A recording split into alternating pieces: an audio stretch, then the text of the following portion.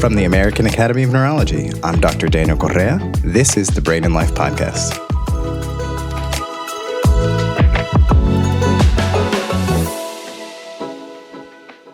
September is Dystonia Awareness Month. Listen to a couple of our past episodes featuring conversations with musician Billy McLaughlin and writer and producer Rogers Hartman to learn more about their experiences with this condition. You can find these wherever you get your podcasts. There are also more articles and resources about dystonia on the Brain and Life website. Along the lines of a movement disorder, which dystonia is, this week we're covering a condition we have not previously discussed with you here on the podcast. In this episode, we feature a community story with Audrey Stafford, wife and care partner for guitarist Jeff Golub, who passed away due to complications of this condition called progressive supranuclear palsy, or PSP. This episode was done in coordination with the CurePSP organization, and will also feature another community member and a medical expert so that we can all learn about this organization's work and how doctors help the community living with PSP. Mr. Salin Geevarghese offers his own family's perspective as a community care partner supporting the care of his mother, and then also dedicating time and effort to work with the CurePSP organization to advocate for this condition. And we have coming back Dr. Alex Pantelyat. He returns this time to discuss PSP with us.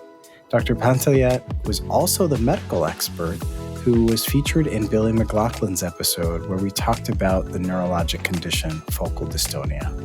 Make sure to check out those past episodes and stay through and listen to both this community partner and our medical expert to really learn more about the variety of what people's life with PSP can be like and some of the organizations that are out there supporting this community. Stay tuned in the coming weeks. Make sure to subscribe so you don't miss our upcoming episodes. In one of our upcoming episodes, you'll learn more about the American Academy of Neurology's Brain Health Initiative with Dr. Natalia Rost and David Evans. We also have an episode coming up featuring a mixed media artist, Laura Bundesen, who shares her experience living with vestibular neuronitis. So if any of you have ever dealt with dizziness all of a sudden, this is a key episode. Now, don't forget to follow and subscribe so you don't miss these episodes. Thank you very much.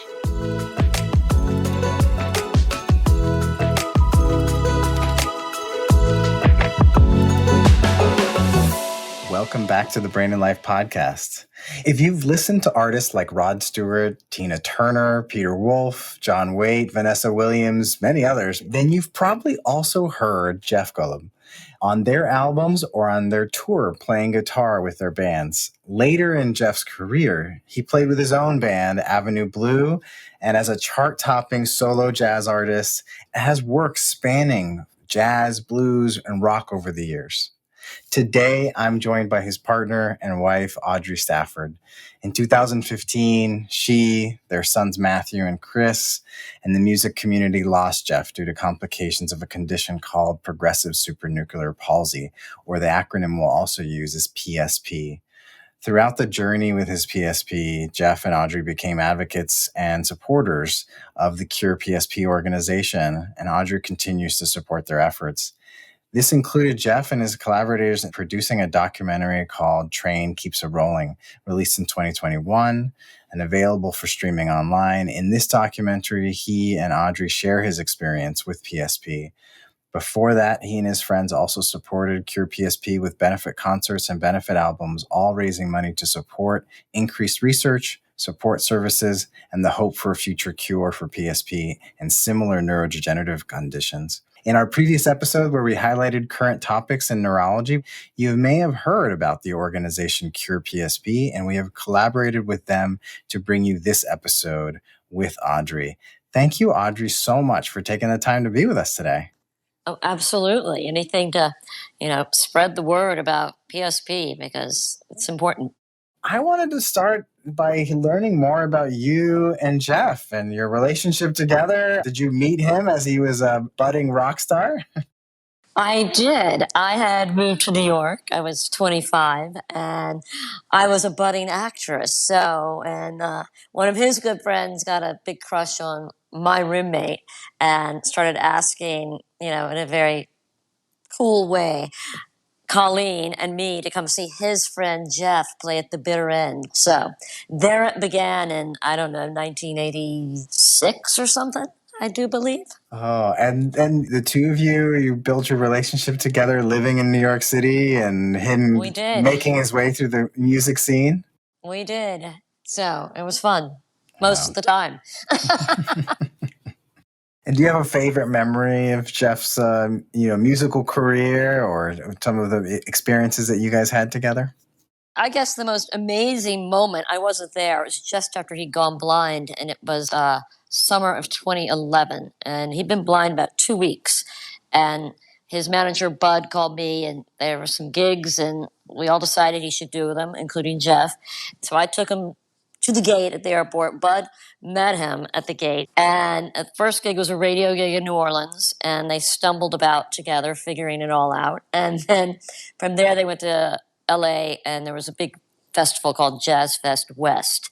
And Jeff played, and he did amazingly well, like standing ovations. And then he sat in with his friends Rick Braun and Richard Elliott.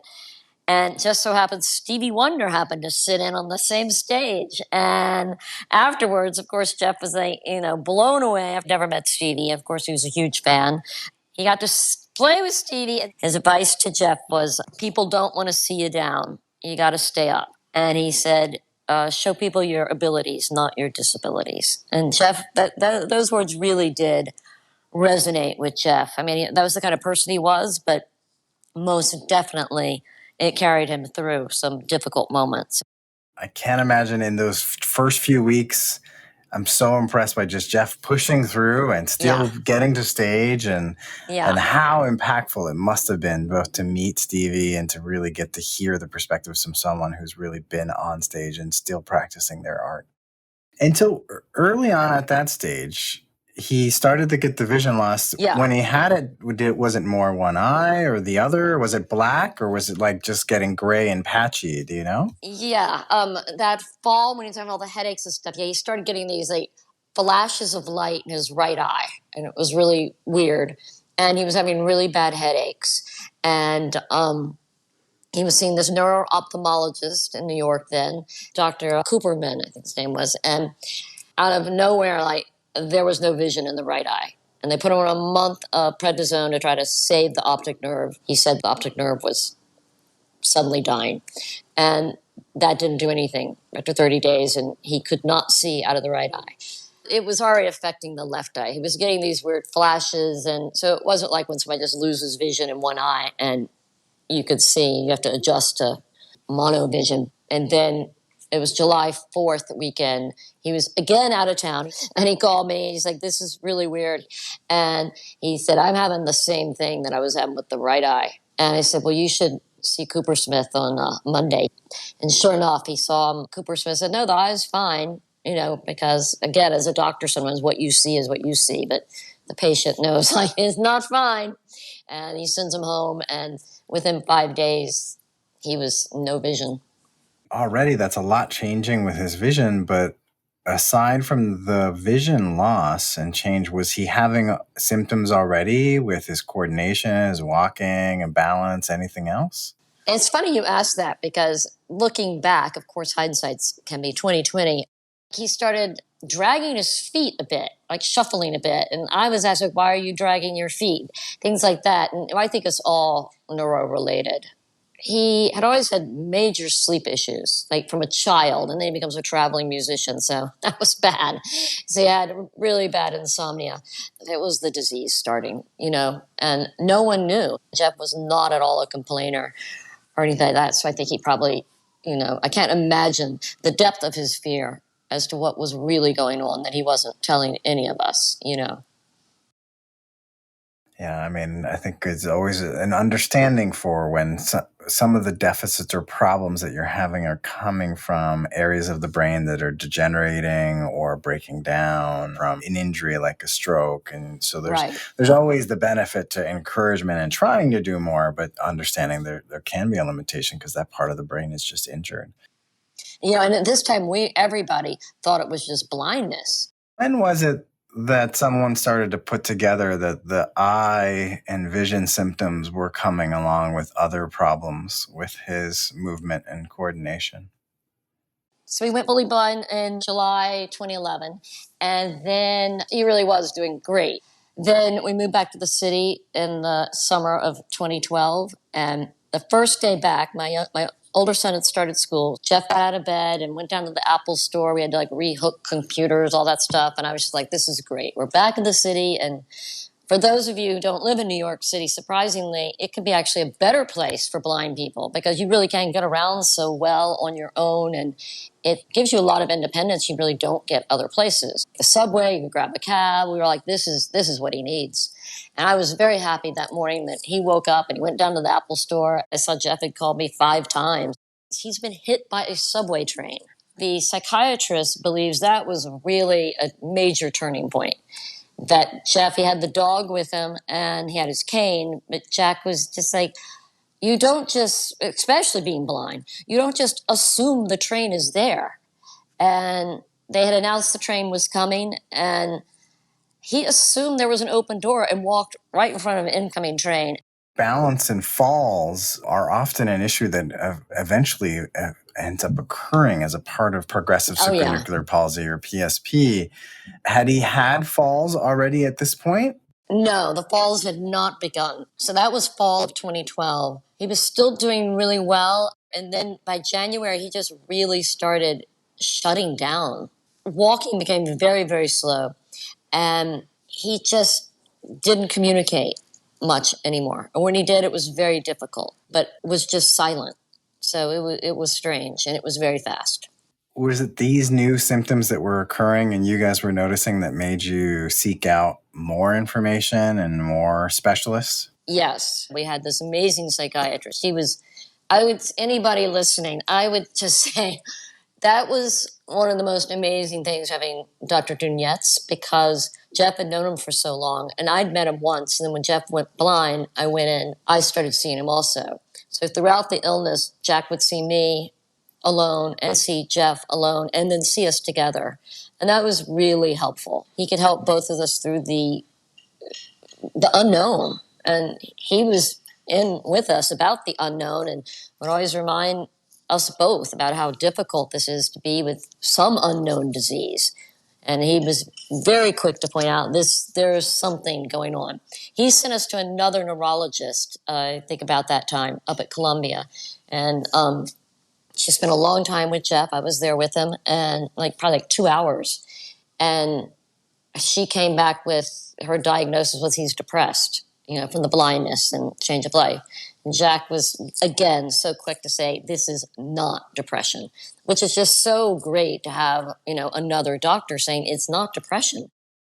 Amazing to have, people and advocates and also physicians who have a good understanding of you over time. So they really help and can give a perspective on when something like that is unclear.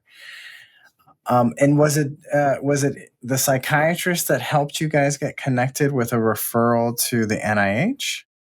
No, we saw many neurologists over the course of this disease. And I was with a good friend once, and we were in the car. So this is spring 2013 when things had changed. And I was asking my friend what Dr. Daniel McGowan did. For some reason, Jeff and I both thought he was a neurosurgeon. And my friend Lori said, no, he's a neurologist. We walked in to see Daniel May 2013. And as soon as Daniel saw Jeff, the first words out of his mouth were, okay, well, there's a frontal lobe disorder happening here, which, again, I think it was helpful that Daniel had known Jeff before. And he is an excellent diagnostician and an excellent neurologist. So then Daniel connected us with the NIH. And then for more contexts, they helped you get connected with the National Institutes of Health, or the NIH's Undiagnosed Disease Program.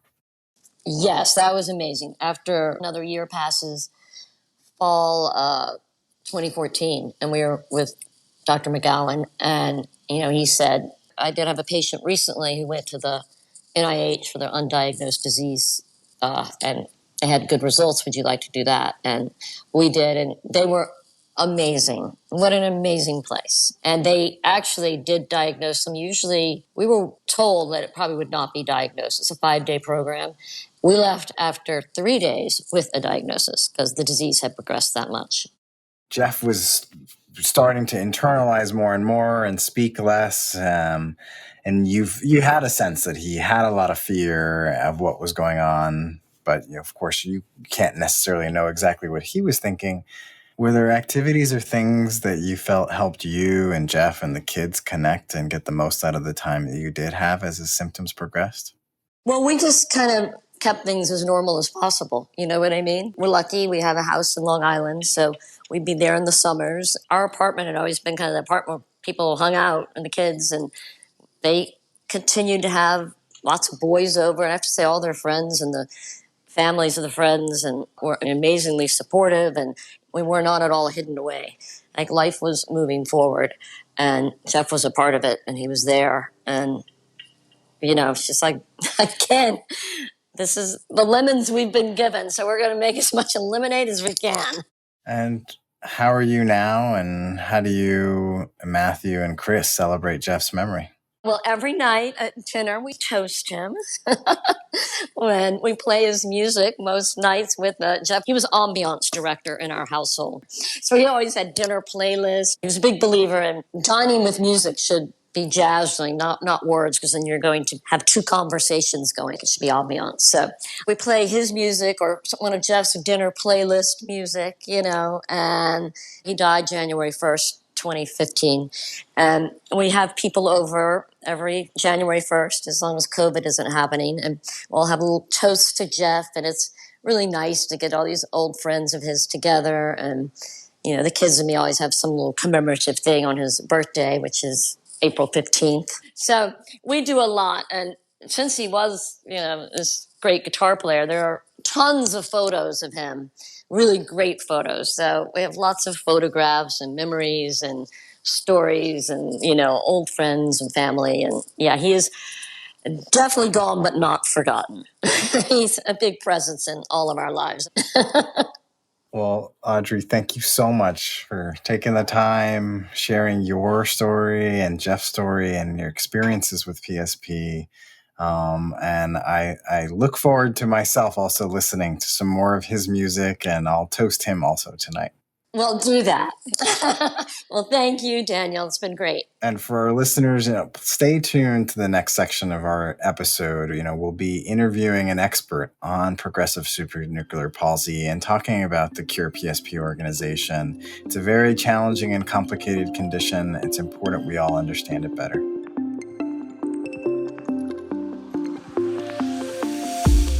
Is this episode leaving you wanting more? Get the latest tips on healthy living and management for more than 250 neurologic conditions by visiting brainandlife.org, where you can learn more about neurology every day, powered by trusted neurologists.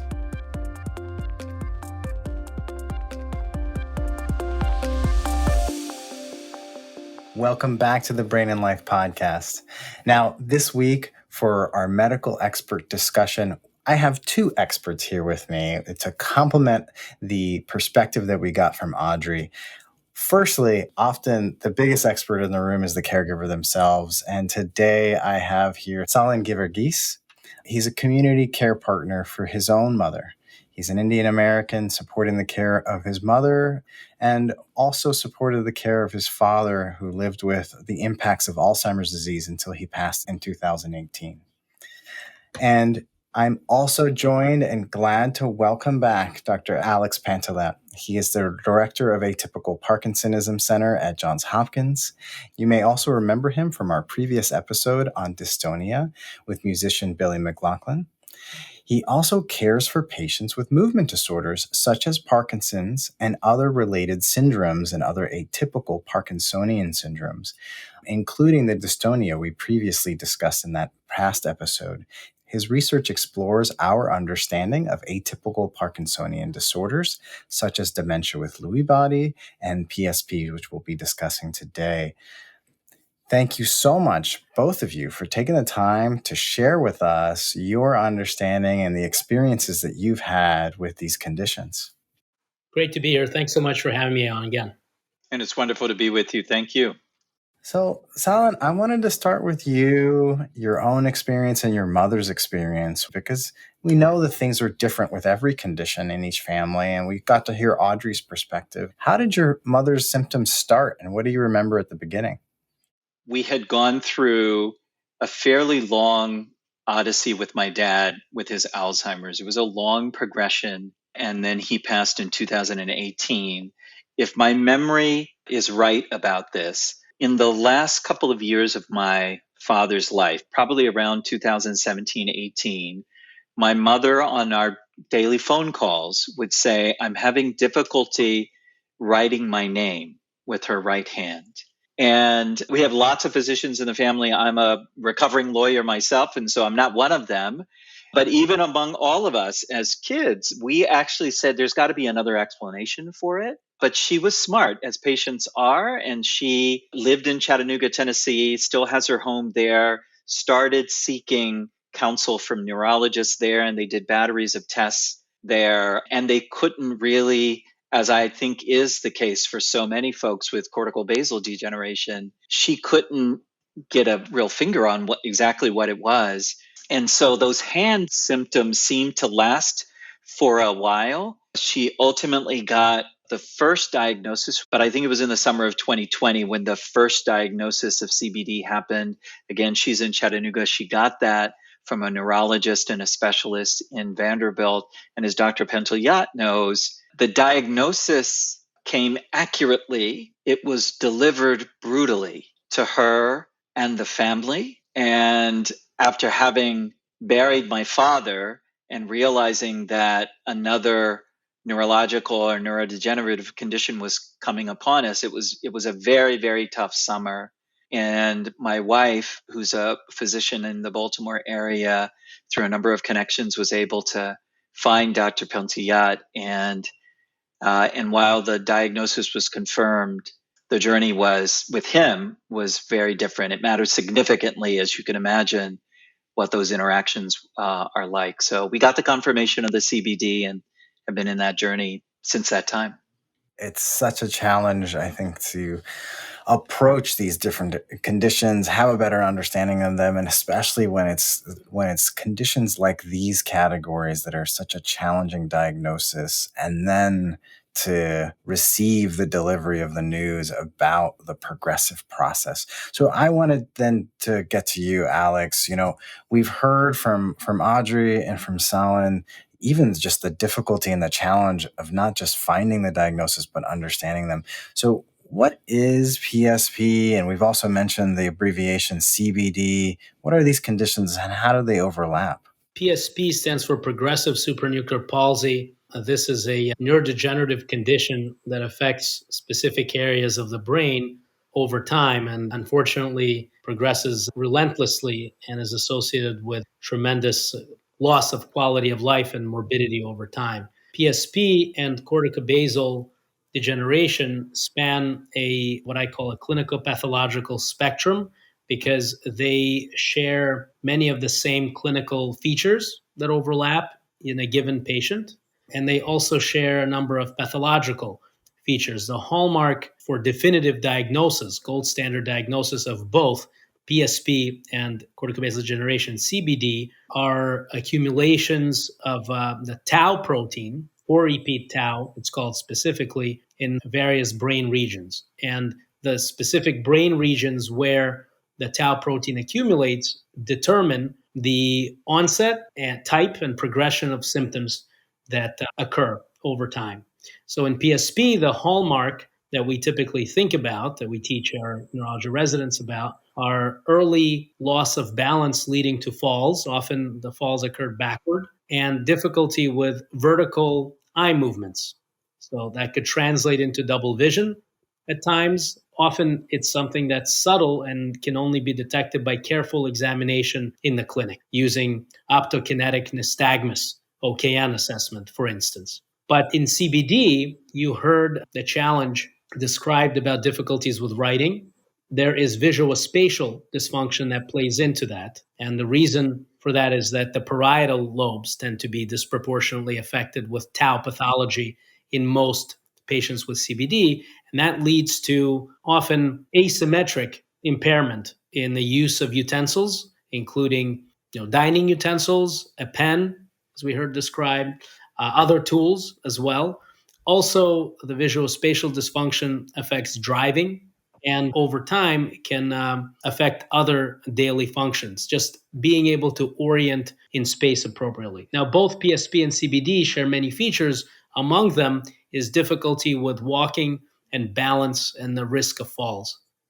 Audrey also described that Jeff himself had some asymmetry and more symptoms in one side or the other. Salin's mother had that at the start. Some of those are symptoms that sometimes even are described in people with Parkinson's. And you mentioned the tau protein, which I think a lot more people are used to now hearing about that protein, and they hear about it with Parkinson's. Why are these symptoms that Jeff had and Salin's mother had at the beginning not Parkinson's, and how is it different?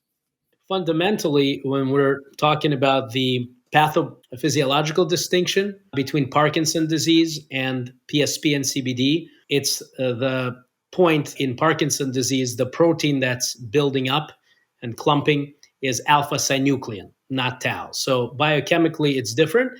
And now we do have ways of distinguishing between these proteins in living patients.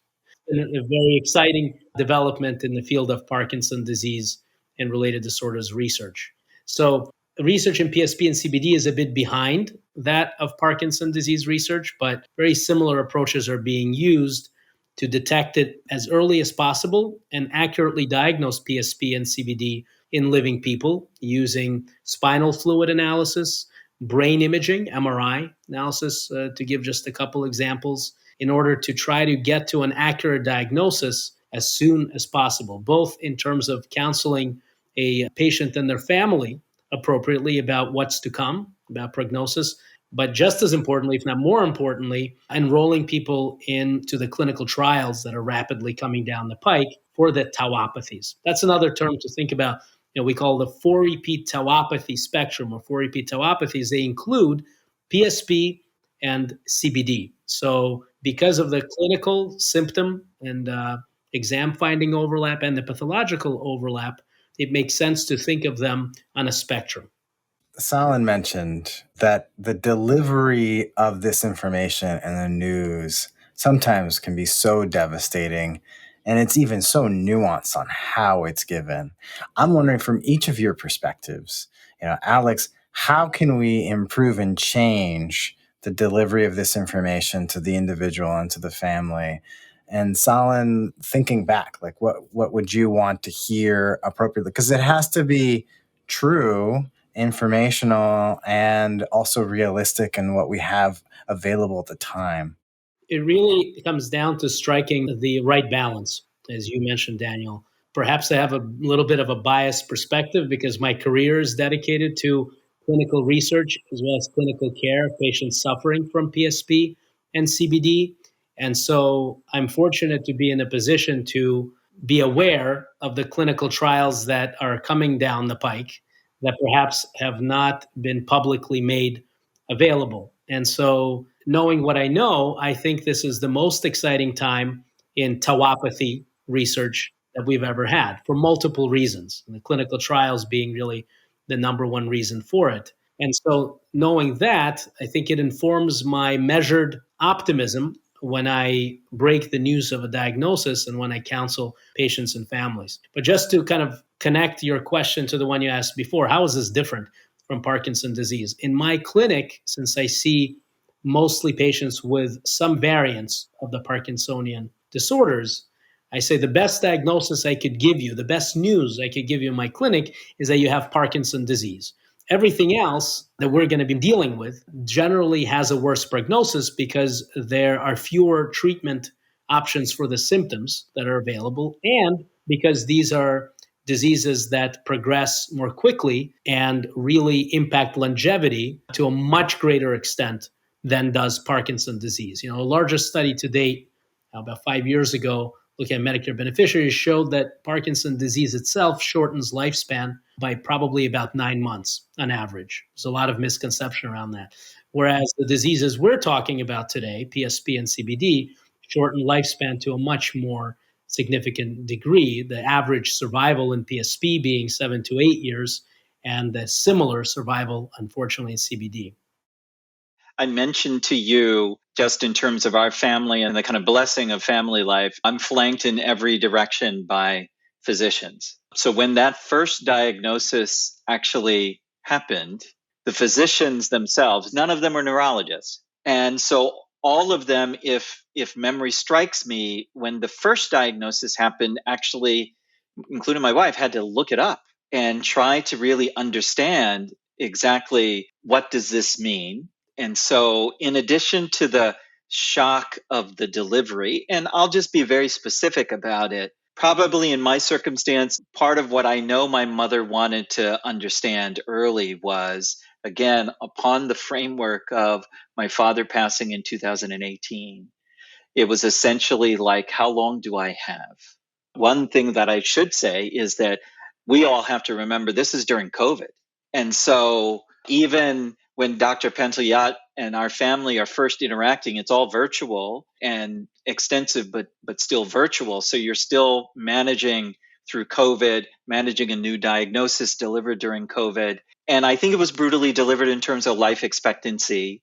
And when my wife found Dr. Pantelyat, I think we were, as you can imagine, I think we were hopeful that it was something else. And when it was confirmed, and Dr. Pantelyat may do this with all of his patients, he definitely did it with us. My mom asked him the same question, like, what's my prognosis? And as he knows, because I think I've repeated it publicly several times, the response was exactly the response my mother and we needed to hear. And that was, well, it depends on how hopeful you are.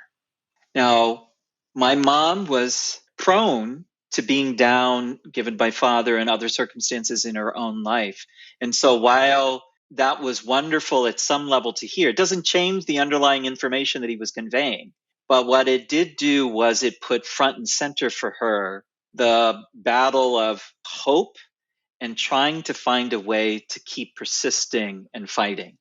And Alex, what has changed or built off of what we've learned from family members, caregivers, and patients about the resources and adaptations to their care as we've learned more and more from their perspectives of what it is to live with these conditions? Well, Daniel, I think the key to mention in response to your question is the fact that there is US-based organization, formerly in Timonium in our backyard in Baltimore and now in New York City, called CurePSP. And they are dedicated in their mission to improving the lives of patients and family members of those suffering from PSP, CBD, and another atypical Parkinsonian disorder we haven't mentioned called multiple system atrophy, MSA. So there is, virtually speaking, a home for patients and families suffering from these conditions. When they go to the website, they discover there is a calendar that people can access right now showing the various support groups for patients, for adult children, for care partners, and now grandchildren of those who are suffering from PSP, CBD, and MSA. Because the emotional aspect of the journey, again, is all too often ignored. And these support groups provide an outlet and a way to share information for other members of the village who are trying to do all they can to help their loved one with this disease. CurePSP has sponsored around 30 centers of care around the US dedicated to the care of patients with PSP, CBD, and MSA. And so there are additional resources beyond the central ones that CurePSP curates that are available through the center. So we have several of our own support groups for atypical Parkinsonism, for example. We do music therapy for patients with PSP, CBD, and MSA, just to name a few examples at our center. But there are unique opportunities and resources available at different centers of care sponsored by CurePSP throughout the United States. So we have a long way to go, but this has definitely been an important step in the right direction over the last 6-7 years. And I will include links to the CurePSP organization and the informational resources about these medical conditions and that they have on their website in our show notes. And I encourage anyone who wants to learn more about that other condition, MSA or multiple system atrophy, to please check out that website. I hope, and for both of you who are in this field of neurology, that those initial moments of coming to understand what am I dealing with, that increasingly the profession gets better at managing them. We were very fortunate. There are lots of folks, and Dr. Pantelyat knows this, and you know this as well, Daniel, that share more of an odyssey of diagnosis and misdiagnosis for numbers of years. That honestly was not part of our story. So I'm sure there will be listeners who may have that aspect of the odyssey. In fact, we were talking about support groups and things that were enabled. That again was a part of our initial conversations, was the entreaty to us, to my mother, right? You don't have to be hopeful. You don't have to fight alone, right? There are other people who are facing this. And as Alex knows, it was materially significant in a very specific way for my mom, because it was through a support group, a music support group, that in her first number of months, what she had to deal with was incredibly disabling pain that she had to deal with, that Dr. Pantelyat was helping to manage. And he had made the recommendation of a therapy called scrambler therapy. And while my mom heard about scrambler therapy initially, that I think for cancer patients and others was getting used, she was among the first people to receive it with someone who has CBD. And it was the encouragement of another support group member who may have been the first person to receive it, to say to my mom, Grace, her first name, Grace, stick with it. It took me 10 sessions of scrambler therapy fairly consecutively for seemingly the light switch to go off.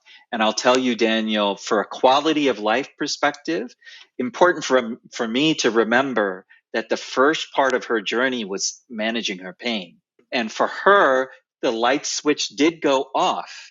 And as we talk about pain management, we don't have a pain management. We have other things that we're managing through. And thank God for other things that helped us discover the utility of scrambler therapy. But for those who may think, and my mom was not one, she had never participated in a support group before. You know, in the rewind, it was several stages. Alex mentioned before falls. There have been a number of falls, and they are very scary. They are scary for a household, and we've been incredibly blessed that, with rare exceptions, she has not had head injuries in those falls. I'd leave you with this to this question, interesting moment that Alex and I talked about even our last visit, which is, as the falls started to increase, the question of whether my mom should not get on her feet, not move, actually came up. And for caregivers who assist us, we have this day-to-day experience of, as you can not use your limbs nearly as much, should you stop moving? And I was resolved through Alex's encouragement to say, and in fact, I said it to my mom this morning, right? Let's find a way to get on your feet. Let's find a way to keep moving, as difficult as it is for her now. She cannot walk without assistance now, when she was walking 6 miles a day years ago. So devastating losses, but still this notion of, Yes, there's a risk for fall. It might trigger you to stay stationary, but find ways to kind of keep moving. It's really a central concept that we talk about. If you don't use it, you lose it. That's true really for everyone as we get older, but it's true really to an exponential degree in patients who are suffering from these neurodegenerative conditions like CBD and PSP, because that aging, if you will, is taking place at an accelerated rate. So you truly, if you don't use it, you lose it. It goes for your muscles and it goes for the brain as well. Something we see really in almost every condition, at least related particularly to neurology, that we need to keep using these networks of our brain, but it just seems to be further amplified in this kind of movement disorder. Thank you, Salin and Alex, so much for taking the time here to share with us your experiences, the perspectives that each of you have and your time. Salin, I'm just wondering if you would leave us with your thoughts on hope for the community. I hope that as a community, you are blessed to come across people who start their response when you're in the pathway of a devastating diagnosis, the way that Alex did with us. I can't repeat it often enough. It was the message that we needed to hear at the right moment, which was, it depends on how hopeful you are. And there is just a lot about this journey that attacks your sense of hope. I'll take my cue from Alex, who gave it to us a number of years ago. It depends upon how hopeful you are. We're making a decision daily to stay hopeful. Thank you both. Thanks so much for having me. Really, it's a pleasure. Wonderful. Thank you, Daniel. Thank you again for joining us today on the Brain and Life podcast. Follow and subscribe to this podcast so you don't miss our weekly episodes. You can also sign up to receive the Brain and Life magazine for free at brainandlife.org and even get the Espanol version. For each episode, you can find out how to connect with our team and our guests, along with great resources in our show notes. We love it when we hear your ideas or questions.